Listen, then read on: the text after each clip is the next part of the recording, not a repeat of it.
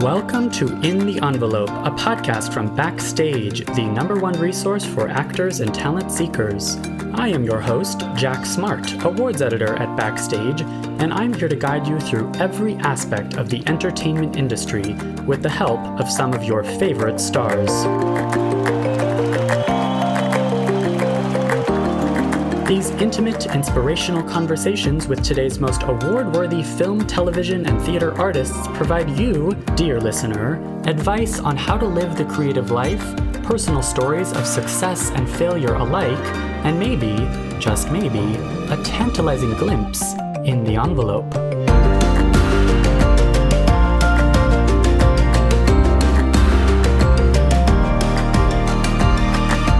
I feel like it's always personal because, as an actor, you're sharing so much of yourself. I think that's why people connect to actors so much. And as much as I value actors and think it's a beautiful craft, it's also, we're still clowns at the same time,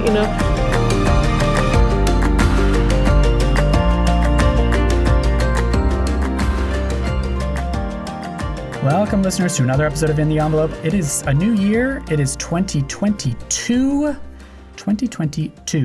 And I am still your host, Jack, here to bring you interviews from the front lines of awards races, inside actors and artists' processes. If you're joining us for the first time, welcome. It's a new year. It's a new me. It's a new podcast. And I could not be more thrilled to start off this year with this special episode featuring the one and only Alia Shawkat, whose voice you just heard. I've been a big fan of Alia's for a long time, and I feel like almost on more of an instinctual level. And now speaking here, this interview that you're about to hear, it kind of proved why. She's a riveting actor, especially on Search Party, which we got into. Search Party has aired for 5 tumultuous, hilarious seasons, first on TBS and then on HBO Max. And the final season drops tomorrow, January 7th. I will definitely be tuning in. It's a fascinating series to talk about that she stars on and produces.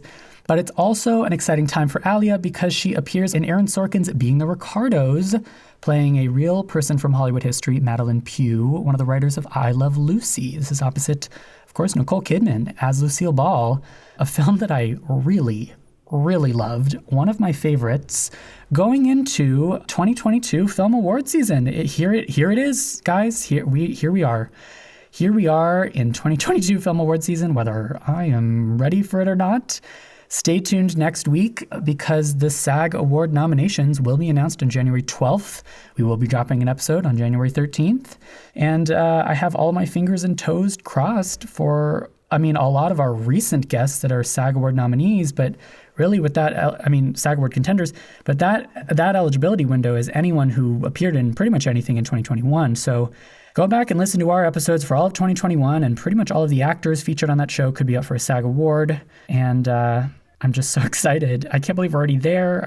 Part of me is not ready. Part of me is more than ready. And the same goes for 2022. So happy New Year to you, listener, and get ready for an exciting crop of interviews, of deep dive interviews on your favorite actorly podcast. Let's take a quick break to hear from today's sponsor and then get to this lovely episode with Alia Shawkat. Alia, if you are listening, thank you for joining us. For your consideration, and just like that, a new chapter of the groundbreaking HBO series Sex and the City, which finds Carrie, Miranda, and Charlotte navigating the complicated reality of friendship, family, and New York. Watch the new series the Chicago Sun-Times calls a smart, layered, and insightful gem with excellent performances from Sarah Jessica Parker, Cynthia Nixon, and Kristen Davis. And Just Like That is now streaming on HBO Max.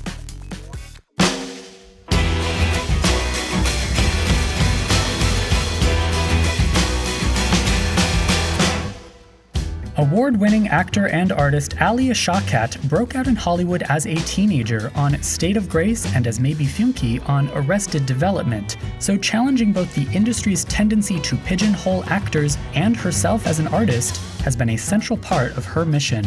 The Sag Award nominee has starred on and produced the TBS to HBO mystery series Search Party for 5 hilarious seasons, and now appears in Aaron Sorkin's Being the Ricardos as I Love Lucy writer Madeline Pugh. Here is the phenomenal Alia Shawkat.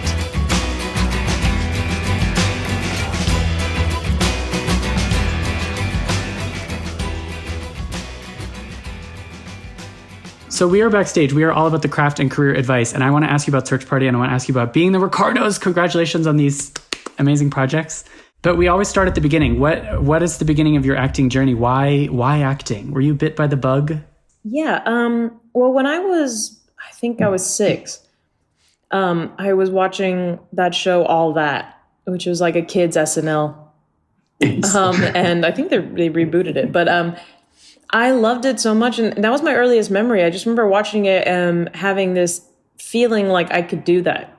I wasn't necessarily like a class clown, but I kind of was. I was like a goofy kid, but I just had this like weird confidence when I was young that I've been trying to get back ever since, that I just kind of was like, I can do that. So I told my mom, and she tried to wait it off for a while by getting me involved into just like modeling locally in the desert. And I did that for a couple of years, and I still didn't like it. I was like, no, I want to be on TV.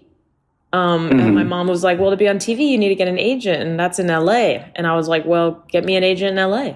So that's how the story goes, my mom says.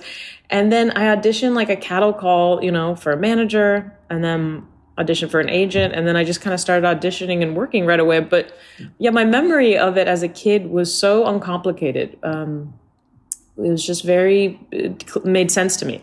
I didn't have an idea that I was going to do it for a career or necessarily some crazy passion. I just was like, I want to do this, and I know I'm good at it. And that's just kind of how it started. And then it just kind of, snowballed from there. And every, I would say 7 to 10 years or so, since I've been doing it now for 20 years, or maybe even less, every like 5 to 7 years, I have like a new awakening about it, and I question it all over again. And And then I keep falling back in love with it. So. And that's the key, is that you have to keep falling back in love, or the answer keeps being yes, right? Yeah, exactly. I mean, I remember when I was 17, almost 18, I had finished Arrested Development, and I couldn't get hired. Like, every audition I was going out for was for some sassy teenager, and I was just like, I already did this, but a much better, much more well-written version. And my agents, who at the time weren't really getting back to me, were like, well, the feedback is that you don't seem like you want to be there. That's what the casting directors are saying. And I was like, well, I kind of don't. So I kind of had a moment. I didn't really work for like a year. I lived in New York, and I thought I would do theater. And it just, you have to keep falling in love with it, and also decide how involved you're going to be. Are you just going to keep going on auditions and just hope for the best? Are you going to get more involved? Are you going to be more specific about what you want to do? So yeah, just every now and then I have to like kind of wake myself up and be like, why am I doing this? Because it's definitely not an easy career to trust. Exactly. Well, and that's exactly what we love hearing about, is how I'm going to ask you about your, worst auditions and all of that. But it's so cool to hear this idea of like every 5 years or so, you have to almost not necessarily reinvent yourself. Although I do think the life of an artist, or maybe particularly an actor, you are able to reinvent yourself. Like as a teenager, or getting those teenage roles, you were able to be like, well, I'd rather not play that. Let's go find some other kind of role, right? Yeah, to a degree. It's like, I think that to be an actor, you have to, every human has an ego, and you have to have a delicate relationship with your ego, and knowing your value versus thinking you're too good for certain things. So when I was younger, it definitely, my ego was fluffing up. My buddy Michael Cera was doing Juno and Superbad at the time. And I remember being like, well, I can't get hired. Like, what's going on? Like, why aren't I a movie star? And I kind of was, kind of jealous. And I was like, this isn't for me. Everybody wants me to be a certain type of kind of girl. And it just didn't feel right to me. And then I remember this audition came across called Whip It, the Drew Barrymore roller derby movie. And when I got that, I was like, oh, I really want this again. Because I was kind of thinking, I'm still young. I have some money from child acting. Maybe I'll try something else. And when I got that audition, I just got excited again. And I was like, oh, I want this. And I worked really hard at the audition. I memorized the lines. I really rehearsed. And I just came in with like so much energy. And then so when I got that, it kind of kickstarted the second round of my passion for it again. That's awesome. Because that's such a key piece of advice. You do have to want it, right? Definitely. Yeah. And it's hard because you want it, and then it's healthy, I think, to have inspiration from other people's careers, but there are not There are no two careers alike, so it's like the way people start is different. The way people maintain is different. The way people are happy doing it. I know some people who work all the time, but they're not happy necessarily. And then some people who don't work so much, but they still love it. But yeah, you just can't give up. You have to just like really keep trying because there's so many waves. I mean, me and my mom watch movies and she's always like, well, that actor stopped. I don't know what happened to him. He disappeared for a while. And it's like, there's always we have these narratives of actors from the outside when we don't see them for a while. And we're like, well, that doesn't mean they're not trying. Who knows what happened? There's just like, there's a timing and a luck to this, and then just perseverance. Yeah, and having other interests, right? Like I know that you do not just act. I'm wondering how intentional it is that you pursue your other interests. I know you're also a visual artist. Yeah, it's very important to me. I don't think I realized how much so until now. When that year I was talking about, when I was 18, I moved to New York and I was dating someone and I was really like losing steam with acting. And that's when I started painting. And I was painting all the time, and it just felt like a great way to express myself without having or needing permission from someone else to let me do my craft. I was alone, just me and my body, and expressing unconscious ideas. So, I've been doing that now for about, almost 15 years, and it's become a huge part of my life. And I have a studio that I go to. So every time I'm not shooting, I can start to get back in the hang of that. But yeah, I think it's really important because if you put too much pressure on anything, it can smell your desperation. So it helps me to release things elsewhere, especially because it takes a lot of people and a lot of money and a lot of timing and all these things to get a movie or a television or any kind of project made. It's both an outlet and it's that, like you're saying, that means of empowering yourself and reminding yourself like you have control, you have agency. And I think that's where I have to ask you about auditions. What is your philosophy around auditions? I'm sure it's changed over the years, like you're saying, like your attitude about acting has changed over the years, but like, what's the audition philosophy or audition advice? Well, it's tricky because I have a younger brother who's starting to get into acting now. And, I found out, through friends of mine who are casting directors and just people I know, that it's all on tape now, which is interesting because I used to love going in. I used to hate putting myself on tape. And I know some people who are the opposite. They love being able to create their own space and do as many takes. Whereas I'm more like, I need the energy of being in the room, the nervous energy and like the kind of one shot, like I really love that. I mean, the only advice I could really give is like kind of basic. It's like, always have your lines memorized. And totally. Not all the time did I, but I feel like any of the ones I got, I always had it memorized because it helps so much to be able to take a note, go back, do it again. And you're not flustered and you're not holding a piece of paper and you're not looking down. And it seems simple, but sometimes it's hard. You get an audition like a day before sometimes, but the most important, I think it's like really just memorize it. Like just swallow those words so you can be loose and really look at the people because it's not about getting it perfectly right in an audition. There's an essence and an opportunity. Like they just have to know that you can carry whatever they might throw at you. Like, oh, there's an opportunity here. This person can take this and run with it. But yeah, it's like to be relaxed and prepared. That's it. Because once you're in there, you're either the right type or you're not. And it's not your fault. You could be the most prepared and kill the audition. And I've done that, several times where I felt like, oh, that was my best audition ever, and I still didn't get it. But that casting director saw me for something else. Or, someone saw that tape, another creator. I mean, that's how I got Arrested Development. I auditioned for several sitcoms that I did not get. And Mitch Hurwitz randomly saw my tape for something else he was working on. And he said, I want to see that girl. So wow. It's like, you really never know. And you have to kind of give that trust where you're like, yeah, it might not be this one that I keep thinking, if I don't get this, I'm quitting, And it's like, stuff comes back around. It really does. And that's maybe part of the, because we also, of course, ask about how to deal with that rejection. Like you're saying, sometimes you give the best audition ever, and it's something you really wanted, and you don't get it. Have you had to develop how to deal with rejection? It goes back to everything you're saying about go make a painting and know that tape could be seen by Mitch Hurwitz. Yeah, definitely. You have to, because it's hard. I mean, even now, I've been working more, and I think from different people's perspectives, I might have made it, but then from another perspective, I'm still a struggling actor to a degree. You know what I mean? So it's like everyone has different perspectives. And everyone's in a different position of this like weird, Jenga of a career. It's so strange, the idea of what success is. But yeah, you have to just like reconnect with yourself and be like, I'm not only as good as the last thing I did. And yeah, maybe I haven't worked in a little while, but I just have to believe I'm going to work and the right project's going to come. And it's like, it really is kind of like, like Christmas, where it's like all of a sudden you just get a script and you're like, I am right for this one. Like I am like, finally, I'm right for this one. Like there's a timing to everything, because you have to hit a certain level of your career where people start writing parts for you, where people are like, oh, this is Cate Blanchett is going to have offers for the rest of her life, as she should.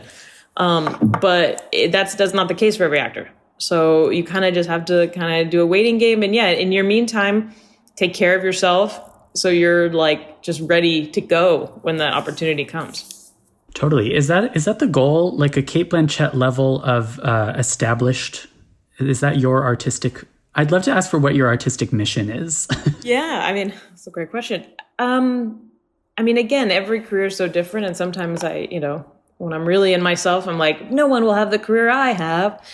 So in some ways, yeah, Cate Blanchett, Tilda Swinton, these kind of actresses who work with the best auteurs of our time, and they work all over the country. I mean, all over the world, and they play such different characters. There's a part of me that would love to have that, but then I also am a writer and want to be directing more and creating my own shows. So in that way, that's also a different kind of career path. But even like, Isabella Rossellini, who makes such interesting, like weird theater projects on her own, where she's doing like, the green porno. I don't know if you've seen that. Totally. So she's doing such weird art, but then, all of a sudden is going to pop up in like 30 Rock and do like an arc, and it just seems like those actors are responding to the pieces. They're like, this seems fun and this seems good for me in my life to do right now, instead of trying to maintain validity and be like, I'm here, I'm still working.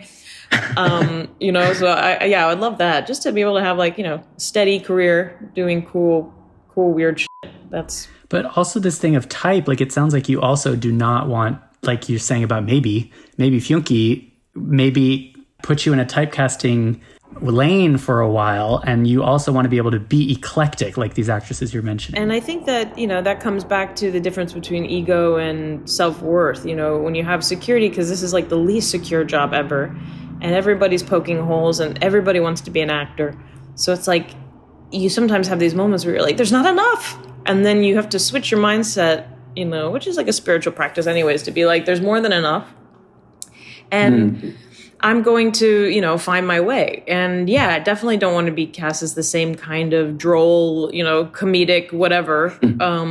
But also I think, at the now I feel like I'm at like a third stage where I'm at the point where I go, oh, I really want to make my own stuff. Especially with television. I've been on so many TV shows and I've loved it, and I've been more involved the more shows I've been on. And now I'm like, oh, I'm ready to make my own. And yeah, I really want to get into writing stuff and producing friends' ideas and, that kind of stuff. But yeah, of course, still working with very different, interesting directors. That's so awesome. Yeah, so I guess that's where I got to ask you about Search Party, because of course on Search Party, you are a producer. I feel like there's so much to talk about with this show. But first off, like, I love having actors describe their characters. And with Dory Seif, I guess you would describe her differently each season. Like, how did you build this character at the beginning, and then how has she evolved? Well, yes, I don't think any of us knew that we would get 5 seasons. I don't even know if we thought we'd get a first season after we shot the pilot. So when we were making the show, we had no sense of, where it was going. And then after we finished the first season and, I was so proud of how it turned out, I think we were even like, and that's Search Party, that's the beginning and that's the end. And then when we got a second season, the creators, who are so amazing, Charles Rogers and Sarah Violet Bliss, did such a brilliant job of being like, this is an opportunity to carry the same story, but start to reinvent a character. And so they just doubled down on that every season exponentially. So yeah, when we started, Dory was like, I would say, this kind of wallflower who just really desperately wanted to be of value and feel like she had purpose in her life, like most, millennials or anyone of that age. And she found a passion and attached herself to it and thought that what she was doing in finding Chantal was going to save her and help her find out who she actually was. And then, by the end of that first season, you realize it was all kind of in her head, but not in a like, it was all a dream kind of way, but in a like, oh, she misinterpreted everything. And I think they did a really good job with the show and the tone that you really are on board with Dory. You really think what Dory's thinking. And I think that's a really refreshing take on a comedy mystery, is that my character didn't seem like the fool. She really seemed like the leader, the one who really had it together, the one that everyone could connect to. And you're like, oh, actually, she doesn't know shit. And then, I mean, gosh, by the time now where we are, Dory has died and come back to life. She went to trial for killing someone. She got off. She became a famous maniac, kind of evil. She killed somebody else. She's done a lot of messy things. I'm kind of hopping around now. But so then by the time, fifth season, we see her, she died, came back to life, and now she's enlightened. And she feels that she has the answers and wants to save the world. I mean, I cannot wait. That sounds so epic. And what is your role, and how does being a producer play into that? Like, are they two completely separate hats? You're playing Dory, but then as a producer, maybe you're thinking about Dory and how she fits into the big picture? On this show, what I discovered was that by being a producer, I just was very involved creatively all across the board. So it's more just like my voice is always heard. Even when they're writing the show, I come into the writer's room a couple of times to kind of speak, to hear what's going on, and then kind of speak as Dory, not like I'm in character, but like trying to clarify her character arc as much as possible, and try to just ground it and, help with some ideas that might specify it and let them know, once I know the idea of the season, I kind of give them some ideas of how I think Dory would react to things, just to like specify it so the journey, each move and each turn makes sense to me, and therefore grounds the piece as much as possible. And then when we're on set, it's from something like helping with the blocking and, figuring out scenes, and to also sometimes, getting on the first AD's ass, being like, we got to go, we got to get this. I just feel more involved, like it's just more precious to me. And I'm not as like, not that actors are checked out, but I'm not like, just let me know what's going on. I just like to kind of know what's happening. And also I think it's all been in somewhat preparation for, the stuff I want to make in the future. I want to know every job and how it's done and what's happening. And just being really involved, and Charles and Esvie have always been, we're really like all partners in this, there's never a hierarchy on our set. Well, and you mentioned that one thing you particularly want to make is TV. And like, you've touched on this idea of course, you guys don't know it's going to go for 5 seasons and it evolves over time. Like, I guess it's both actor and producer. How does this character construction process, this conception of somebody like Dory, like compare to other characters you've played? Or what is it that you want to take from this into future projects? Well, on a personal note, as Alia, the actor, the producer on the show, it's taught me so much. Like, I mean, confidence isn't even like a strong enough word. It's made me, feel really actualized as an artist. When I go onto that set, I feel very seen and appreciated, and it's really fun. And every scene we're doing, I'm excited to shoot. There's never a scene where I'm like, this thing. So I just feel really activated, and I've learned so much on that, because it's also somewhat of a scrappy shoot. It's not the easiest show to make. We don't have that much money, and there's not enough time, which there never is on any shoot. But it's definitely not like a sit back and we're in our big trailers kind of thing. It's like we're all really involved and just trying to get this shot and like tell this story. So I've learned a lot about just how to make in, with not a lot. And then, playing Dory has been, one of the greatest gifts of my career, for sure. She's always made sense to me, maybe just because she's obviously a part of me. But it's always a nice feeling, even though her character changes so much season to season, I still show up on set and I know who she is. And I feel like when you're doing new jobs or you're doing films, so you're kind of hopping around, sometimes you have moments where you're like, oh, I didn't have time to prepare enough. I don't really know what she would do in this situation. And with Dory, it's gotten to a point where I already know. Even if they change something last minute, I would be like, no, she would never do that. Or no, she would never wear that. Or like, yeah, she would So I just feel like she's really like in my bones. So it got fun to be able to be like, oh, I'm just like, I know this girl, That's really cool, but it's also like a little eerie because she's a little bit of a scary character. She is, I know.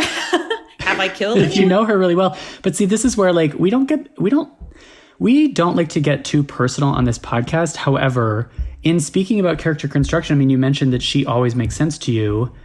Are these years like your years in New York of searching for purpose?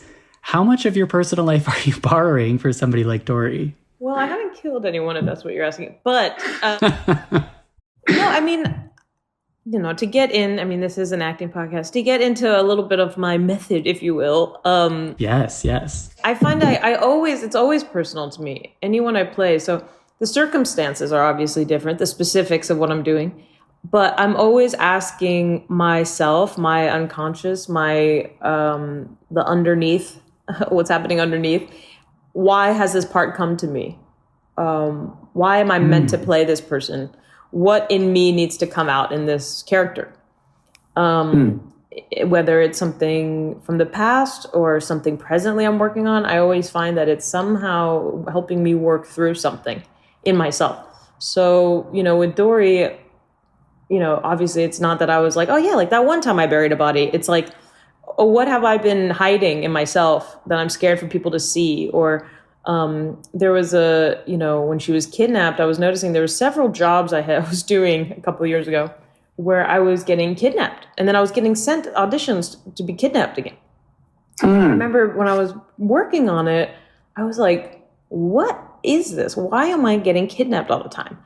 And so I really do believe that like there's a reason why parts come to you. And that was a cycle after the end of Search Party. I was like, I have to break. I was like, I no longer can be kidnapped. I no longer can be kidnapping a part of myself that I keep locked up or whatever that is, And then even like with this season, it's like she's enlightened, she's connected. It's like, sure, connecting to this sense that I know what I'm doing, and then maybe taking that too far sometimes, or just like my hubris getting the best of me. But yeah, I feel like it's always personal because, as an actor, you're sharing so much of yourself. I think that's why people connect to actors so much. And as much as I value actors and think it's a beautiful craft, it's also, we're still clowns at the same time, So all the importance that's put on acting as this craft, I totally agree. But then on the flip side, I'm like, well, where does acting, Like, come on. It's like a delicate balance. But anyways, it's always personal for me. I think it's always some kind of message, whatever parts come across your desk. Yeah, and it is something about the universe and what is the universe trying to tell you. I've never quite heard it put this way, this idea of asking yourself or asking almost the script, like, why are we telling this story right now? Why am I the person telling this? And whatever answer you come up with, that then is your schematic for the character. That's your blueprint, right? Totally, yeah. And it's a really strong kind of method that I've used. The specifics change, but it's something I've used for a long time, and it helps make sense. So it's not something I'm necessarily rehearsing how I sound and what I'm doing with my hands. I'm more just like actually living it, if that makes sense. Yeah, well, it sounds more unconscious, more instinctive than it's method in that way, and it's not method in the way of constructing a lock and an accent and what you're doing with your hands. I love that. For your awards consideration, Succession, the HBO original drama praised by Vulture as the best show on TV. Season 3 finds Waystar Royco CEO Logan Roy in a perilous position, scrambling to secure familial, political, and financial alliances as tensions rise and a bitter corporate battle threatens to turn into a family civil war. Hailed by the Chicago Sun-Times for being wickedly funny and wildly entertaining, and Vulture for being ferociously acted, Succession is now streaming on HBO Max. I really think it's a great point, not just on Search Party, but kind of for anything that, like, at the end of the day, you guys are having fun. Acting is supposed to be fun. And you mentioned earlier the ideal set is like a positive one. How much of that are you thinking of, like, drama versus comedy? On a show like Search Party especially, are those two different ingredients you're trying to mix, or is it all kind of a piece? Search Party is very particular in the sense that it really is such a mix. So, you know, in season 4, it was definitely, I was carrying a lot more dramatic, you know, weight that season. I was kidnapped. It was like really intense. But at the same time, every scene has a moment for comedy. So Search Party has also, you know, I've learned so much from that about carrying tone. Search Party has such a specific tone that when we were making the first season, we were like, does this make sense? Like, does this track? Because I'm playing it like dead serious. And, you know, John Early's being like hilarious, but kind of over the top. And we're like, where do these characters meet? And then when we saw it, we're like, oh, they meet in Search Party world, which is our own. And in this world, all these things exist, you know? And then we're able to really play because we're like, the walls are huge and they're kind of bouncy. So all the ideas kind of come back. So yeah, I don't think we look at it as drama and comedy. It's more like base it in the reality. At least for me, for Dory, she's always been the kind of like, not straight-laced, but like a bit of the middleman, like keeping everything grounded, but the comedy has to be able to fly off of that, you know?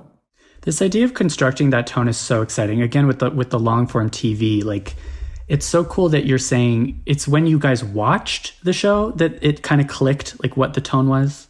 Yeah. So you have to watch your own work. I do kind of, yeah. Because some actors do not like to. Yeah, I do twice. That's always my rule. I'll watch it once, and I hate it. Always, usually. Mainly my performance. Not hate it, but I'm just like really hard on myself. And I'm looking at superficial things like how my chin looks and, you know, why that was not the right choice. And they should have chosen the other take. And blah, blah, blah. I usually wait a little bit and then I'll watch it again. Usually that second time is with an audience, you know, at a premiere or whatever. And then that's it. And then I'm done. But I always find I usually enjoy it a lot more the second time around because I'm out of my head. I'm watching it as a piece, and audience always helps. That's what's hard with television is you never really get an audience. Yeah. But that you know of. But yeah, that's usually my rule. I mean, if I don't like a piece, sometimes I could just be like, no, I'm never seeing that, and I just won't watch it. But things that I'm proud of and I worked really hard on, and I have a feeling there's a chance it can be good, I watch it twice. Yeah. That is really cool that you have a policy about that. I think that's a really smart way of doing it. It sounds like something that you've earned through trial and error. Yes, definitely. Definitely through trial and error for sure. Well, so speaking of tone, I have to ask you about being the Ricardos. Yes. What is the trick to reciting Aaron Sorkin dialogue? Is there a different approach? I mean, just like memorizing weeks ahead of time. Even sometimes when I'd have not that much dialogue, I would look over it just out of anxiety of getting a word wrong. You know, that shoot, looking back on it, we did some Q&As in New York, and hearing Nicole and Javier speak about it, you know, was refreshing because I was like, I kind of didn't know they were going through the same thing I was going through, which was just this sense of a tightrope we were all walking on. You know, Aaron does not like to do sometimes more than one take. You know, he would give us several, but it's like he likes to move fast. He doesn't give a lot of direction. And when he does, it's very specific. And so it's a bit of this, like, there's a frenzy, you know, this kind of like anxious energy the whole time, which in a sense is always in his scripts. You know, it's always like a time constraint. There's something happening and it's happening this week and it's happening now. And like, we all got to go. So looking back on it, when we see the final product, we're like, oh, actually, that really helped the performance because we're all a little on edge, just getting scared about getting the lines right, That's cool. Yeah, so it was a very different process for me. I'm definitely more of a like, let's talk about it, let's rehearse, let's get to know each other, let's have a minute, And first of all, this was also in COVID, so we like had no time to get to know each other. We're all in costumes and we're doing this like surreal, Lucy. We're on the set of I Love Lucy, and it was all kind of just like coming at us, and we're just like, all right, let's just go. But yeah, you just got to be prepared and speak fast and articulate. That's pretty much it. Yeah, I feel like it's always a great point for especially actors who've never worked in film or TV to just know that you gotta be able to harness any kind of nervous energy, especially if things are moving fast, and chances are things are moving very fast. Yes. So for being the Ricardos, there's not a lot of like, I wonder what the tone is. It's more like, just get it done. Just say the words. Because the tone is already there. Yeah. Like he's very he's aware of the story he wants to tell, and I wouldn't say it was uncollaborative. It definitely was, but it was just very different. There's all different levels of collaboration on set. And, this one's more of like, we all know Aaron Sorkin's scripts famously. And so all the actors are like, I'm honored to do this. But it's also refreshing to be like, I could do that. But then, I think back on other movies I did, like this film Blaze I did that Ethan Hawke directed. And there could not have been a more day and night experience, That one, we're improvising, we're being loose, we're actually like having a drink and we're cozying up and we're improvising stuff and feeling it out and doing rehearsals that blend into real life to create some kind of atmosphere, whereas this was like, there was no chit chat, we're all like athletes almost. And it's not about one being better or worse, it's just like different styles. And I think as an actor, that's what's fun is you're always kind of up for the new adventure. You're like, well, what's this one going to be like? Like, I have no idea. Yeah, and it also speaks to why actors can't really have one set process that they can't get out of. Like, you have to be adaptable. You have to be adaptable. You have to be somewhat malleable, which is, I think, what somewhat gets frustrating for certain actors and actors who become creators and writers eventually is because sometimes they're like, I don't want to just be being adaptable to everybody else. I like this thing and I want to make my own kind of set, my own style and that kind of thing. But, and as much as I do want to do that, I still love the newness of different projects. Love that. And how do you go about creating a real person? This is always an interesting question, but I feel like when you're playing a real person, but not somebody who's like immediately iconically recognizable, like talk to me about how you went about researching the world of Madeline Pugh and I guess paying homage to a real Hollywood trailblazer who I certainly didn't know anything about. Yeah. I mean, when I've watched I Love Lucy so much growing up and just in my life, I love it so much. And oh, cool. I always knew that there was one female writer just because of the name and the credits. And I always thought that was so interesting because at that time there was like no female writers, and not only a female writer, but she wrote one of the funniest shows of all time and successful, So, going back to that kind of like when a part comes to you, there's a reason. I was like, oh my God, I get to play like the coolest female writer, of the last decade. The last century. So I was like, I was so honored. I looked up lots of videos of her. There was a book, I believe that she wrote about her and Bob that I had heard about. But, when I Skyped with Aaron for the role, he said, we're trying to make a painting, not a photograph. And that really stuck with me. I was just like, got it. Because it's like, it's one thing for, Nicole's playing Lucille Ball. So, and Javier's playing Desi Arnaz. So they're very well-known, iconic people who have very specific voices and the way they look and all these things. So that's like a whole other kind of preparation. But to play someone like Madeline Pugh, who most people don't know what she looks like or how she carried herself back then. I don't think there's any footage of her, talking or moving or whatever when she was that age. So I was like, and then you read the script, and I'm like, well, it's my job to create my own Madeline Pugh that just is an homage and just is like a cap, like tilting your cap to her essence, just being like, she's a smart, fast talking, girl who has to like keep up in this writer's room. And there's a scene that I have with Lucille and Nicole's character. where it kind of gives the whole essence of the character I'm playing, where she's kind of challenging Lucy on a female role. You know, how the character of Lucy, how, you know, what she's representing, and that, you know, maybe she's acting a little too infantile, and she's waiting for permission from her husband. And I'm just like, yo, it's just I don't say yo, but I say, I'm like, this is just, you know, advice from a different generation. And that whole scene really gave me all the structure I really needed. So even though it was fun to do research and read about Madeleine Pugh and look up photos of her and stuff, I was like, I'm not going to get lost in trying to mimic or find out what she was like back then. I just have to carry the strength of a woman who would say this, you know, and stands behind that. And then that kind of just carried me through. Yeah, like the clues are maybe first and foremost in the dialogue, but also maybe from the direction. Like if a director is saying this is a painting and not a photograph, that's a big clue right there. Yes, totally. I also think it's a mistake for biopics in general. Like there's an impression that you are supposed to be creating a photograph, but it's just not possible. So as an actor, aren't you always making a painting? You know what? I mean, that metaphor, when he said that, I was like, oh yeah, but it's true. Yeah. When are you ever making a photograph? I guess if you're doing some kind of biopic for like A&E, I don't know. You know, we're definitely always making paintings. We have to decide what they are, choose our own colors, and make it specific and tell the story. And I think that's the freedom that we have. And you know, there's some like old acting trope that's like, there's no bad choices, just more or less interesting ones. Oh. And yeah, that's something I've always heard, which is kind of a weird one. But I think now too, it's like there's so many opportunities to make stuff. You know, meaning you could like film something and just put it online. Like, you know, there's all these different kinds of tools that I think it's important to just like try and tell truth, which, as silly as that might sound, it's like, you know, a good painting, you connect because there's some truth in it, even if it's of like a unicorn flying, you know, over the pot of the rainbow or whatever. It's like there has to be some truth in it.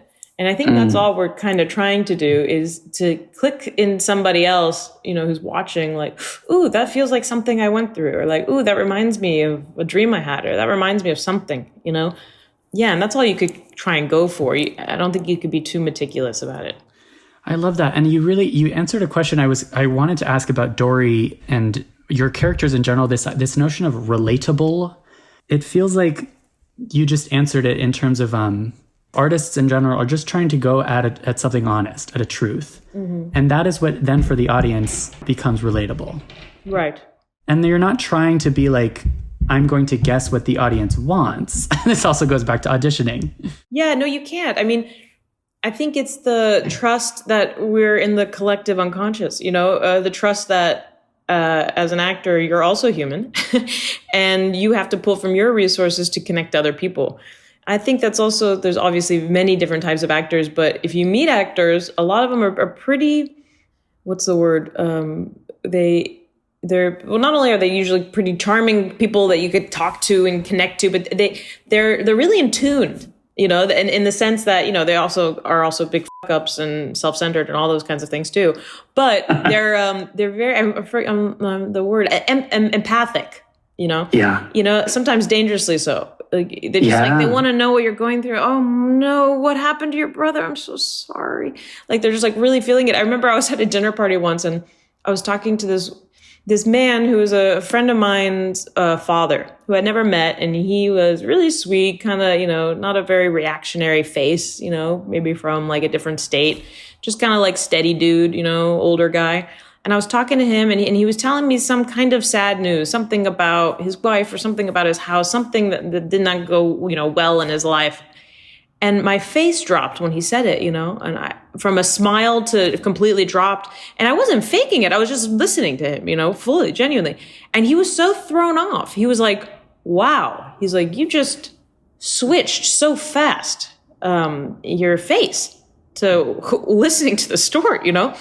And I was like, oh, yeah, sorry. But in a way, and again, like, you know, it's important not to be as I wasn't acting. I was just like, I think that's an important tool when you're an actor, is that you genuinely care. You really want to know all these details, you know, and sometimes the curiosity, as I said, can be dangerous. But other times, like, I think that's the true spirit or the fun part about being an actor, is you're just like excited to know. You're crazy curious about how somebody's feeling, so much so that you want to embody it and kind of show it and be like, is it something like this? You know? Yes. And then people are like, yeah, actually, that was exactly what it was like. A little different. I didn't do so much with my hands, but yeah, it was cool. And I'm like, right, okay, great. And like that feels satisfying, like to somehow recreate an image using your body, You reflect back something. Yeah, totally. So cool. Oh my gosh. Alia, thank you so much. This is all so good. And I really feel like,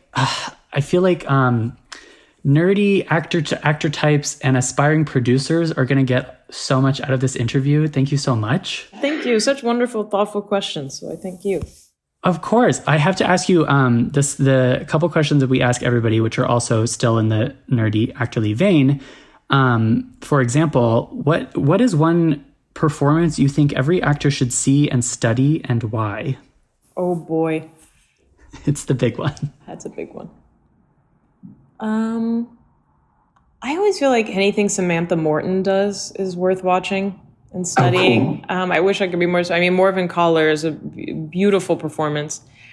But, I also think it's worth it to watch old movies, like older, Turner Classic Movies, kind of that station. It's just it's always fun. I watched an old movie with Betty Davis recently, and she was really young and she was a real spitfire, and it was it's definitely over the top compared to more naturalistic acting now. But there's something about her gumption, and just her confidence and her movements that's it's important, I think, for actors to study other actors. And for us, the fun part of that is that our research is just watching movies. So I think it's important to watch movies and know the actors that came before you, because a lot of young actors don't know anybody from 10 years ago sometimes. You're like, really? You don't know him from the 90s? Really? I think it isn't. I value knowing, people who came before me and the performances. I saw this movie also, Born Yesterday, the original. I think it was the original. There might have been one before that, but it's with Judy Holliday. And I had an audition that I didn't get, but I watched that movie and her performance in particular as inspiration. I was just every beat of that timing, comedically is so smart and so funny. And it's not over the top stylized 50s acting either, the performance would sing today. Love that. And speaking of auditions, I said I was going to ask you for your worst audition horror story. Do you have one that comes to mind? Yes, too many. I auditioned for an M. Night Shyamalan movie once, and It was for not even a real character in it, a girl in car or whatever. And the audition is, and I'm in the room doing it. I'm in a car, and I look outside the window, and I just see bodies hanging from trees. And my whole audition was just to react to bodies outside the window. And it was dialogue? No dialogue. And it was so embarrassing because I'm supposed to be in the backseat of the car, and I'm just kind of moving my body side to side. I'm yeah, I'm in a car. And then I'm just supposed to look outside and just start breaking down because I see bodies from trees. And I was just this is too much. That's really hard. Yeah, I was hire anybody. And if you had bodies outside of a window, I bet they do a good job. God, this is so great. Thank you so much, Alia. You've covered so much advice, but is there any... We always ask too, if you could go back in time and give your younger self advice, what would that be? Just have fun. Have fun. Don't take it so seriously. It's gonna, you're gonna keep doing it and just really, really enjoy it as much as you can. It's kind of simple advice, but I remember this really brilliant actress, who I won't say her name, but this older actress I worked with once, and she said to me, she said, don't take it all too seriously. And I remember being so offended when she said that to me. I was how could she? She thinks I'm a terrible actress. And she was I was such a big fan of hers, But as I got older, I knew what she meant. Mm-hmm. She wasn't insulting me. She wasn't being listen, kid, this isn't good for you. You should get out. She was just don't take it so seriously. It's okay. You can have fun. And actually your performance will be better. The less, take it seriously because you care about it and you respect it. But don't take yourself so seriously when you're doing it, and it'll really open things up for you a lot. Yes. Wonderful. Gosh, thank you so much. This is all so great. Oh, thank you, Jack.